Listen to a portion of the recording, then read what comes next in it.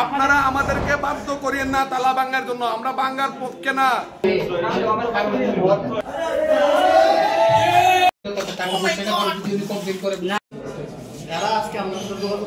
এটা আসলে আমি কোনো দুর্নীতির সাথে, আমি জাস্ট আমার ব্যক্তিগত স্বার্থে কারো থেকে আমি এক কাপ চা খাই না, ছাত্রদের ব্যক্তিগত স্বার্থে ওর কাছে আসে, ও যখন আমারে বলে ওরে কার পরামর্শ করেন আপনি একাই করেন নাকি ডিডি? আপনি তো আপনার ব্যক্তিগত স্বার্থে করেন না, তবে কার পরামর্শ করেন সেটা বলুন। আমরা আপনার ডিডি আচ্ছা অবশ্যই করবেন, ডিডি প্রত্যেকটা বেঁচে গিয়া আমার রুম অবশ্যই সার্চ করবেন, ওই টাকার কথা বলতো আমার রুমে আমার অফিসিয়াল যে কাজগুলো যারা সুনামগঞ্জ জেলার, এটা দুই জেলার প্রশিক্ষণে, একটা হচ্ছে সিলেট জেলার 20 জন এবং সুনামগঞ্জ জেলার 20 জন। সিলেট জেলার যে 20 জন এরা আবাসিক থাকবে এবং তাদের 300 টাকা বরাদ্দ, আর সুনামগঞ্জ জেলা যারা তারা বাড়ি থেকে আসে এই প্রশিক্ষণটা নেবে তাদের জন্য 200 টাকা ভাতা থাকে। কিন্তু অনেক শিক্ষার্থী, আমরা যাদের সাথে যোগাযোগ করছি সব শিক্ষার্থীর একটা বক্তব্য হচ্ছে ওরা নাকি বলে লাইসেন্স দেওয়ার পরে ওই ভাতাটা দিবে, কিন্তু লাইসেন্স দেওয়ার পরেও ওদেরকে ভাতা দেওয়া হচ্ছে না। ওই জায়গায় আরো প্রায় 1 মাসে আরো 6000 টাকা আসে, ওই 6000 টাকা তারা কিন্তু মেরে দিচ্ছে। যেমন আপনারা কি চান আমরা সব শিক্ষার্থীরা বলবো ওনার রুমটা আমরা দেখার জন্য আমরা কি এই পরিস্থিতি করবো? স্যার আমরা বলতে যে আপনারা আমাদেরকে দেখে একটা কাগজে ধরবো না, কথা দিচ্ছি একটা কাগজে ধরবো, ঠিক আছে? এগুলো আমার অধিকার নাই। এই চাবি যদি না থাকে যেভাবে খোলার ব্যবস্থা ওনারাই করতে যাচ্ছে করে দেন স্যার। আমরা যদি কাগজ দেখে এই যে মিডিয়ার বাইরে আছে যদি আমরা এটা আমাদের যেটা বলছে সেগুলো এটা না না এটা বলতেছে কি জন্য তো বুঝছেন যে হয়তো এগুলো আমার অনুমতি ছাড়া এরা ইয়ে করে বুঝছেন না এমনও কিছু ঘটনা এখন কথা বললে তো লাভ নেই, কিছু বলে দিব যে আমি তোমাদের খুশি। হ্যাঁ কত কে বুঝছো ভাই এই জন্য আমাদের ভিতরে কোনো রকম কোনো কিছু ইয়া নেই। আপনি কি সম্মান দিচ্ছেন?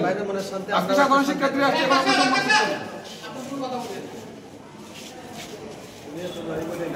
স্যার যদি স্বচ্ছ থাকতো তাহলে তখন কল ধরতো, এখন রাত্রের ভিতরে অসুখ হয়ে গেছে কি? আমাকে বলার উচিত ছিল না? এক একটা ছাত্র এক এক উপজেলা থেকে আসছে, উনি বলে দিল না, তাহলে আমি আমার কথা উনি না শুনে, উনি আমার সিনিয়র, আমি কি তোমার চাপাই দিতে পারবো? আমি আপনার বলার পর ওনারা আমি কল দিয়েছিলাম, উনি আমার কল একবার রিসিভ করে কথা বলছে না, কেটে দিয়েছে, পরে কলে রিসিভ করছে। আপনারা আমাদেরকে বাধ্য করিয়েন না তালা ভাঙার জন্য, আমরা ভাঙার পক্ষে না, আমরা সহিংসতার পক্ষে না, আমরা শান্তিপূর্ণভাবে বিষয়গুলো সমাধান করতে চাই। আমরা এই জায়গায় এসেছিলাম শিক্ষার্থীদের সাথে মত বিনিময় করার জন্য, আশা করি সবাই আমাদেরকে সহযোগিতা করবেন। যদি আপনাদের মনে হয় যে আমাদের ঢুকলে কোনো প্রবলেম হবে, তাহলে আমরা খালি তালাটা রিপ্লেস করে দেবো, আর কিছু করবো না, শুধু তালাটা আমরা রিপ্লেস করে দেবো। আমাদের যেই রুমগুলোতে সন্দেহ মনে হচ্ছে সেই রুমগুলোতে তালাটা আমরা রিপ্লেস করে দেব, কেউ ভিতরে ঢুকবো না। আপনারা যেহেতু শান্তিপূর্ণ চান, দয়া করে রানিং যারা আছেন এখানে সার্ভিস দিচ্ছেন সবাই চলে যান প্লিজ। সাধারণ শিক্ষার্থীদেরকে সাধারণ শিক্ষার্থীর কাজ করতে দেন। আপনাদের অভিযোগ আমরা নিচ্ছি না, আপনাদের অভিযোগ আমরা নিচ্ছি, দয়া করে সবাই ভিতরে চলে যান প্লিজ। এখানে কোনো ঝামেলা করতে চাই না, কোনো ধরনের ভাঙচুর করতে চাই না, কোনো কিছু করতে চাই না, আপনারা সবাই চলে যান।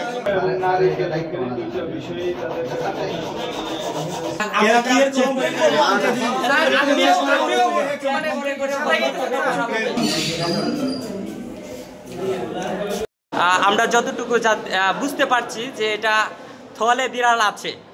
প্রথমে হয়তো বা বিষয়টা অতটা না থাকলেও যদি প্রবলেম না থাকে, একজন দিদির সাথে আমরা কথা বলতে চাচ্ছিলাম হচ্ছে 18, 19, 20, এখন আজকে 21 তারিখ উনি জানার পরেও গা ঢাকা দিয়ে রেখেছেন। কাজেই আমরা পরবর্তীতে আরো কঠিন কর্মসূচি রাখবো কিংবা কঠিন পদক্ষেপ গ্রহণ করবো।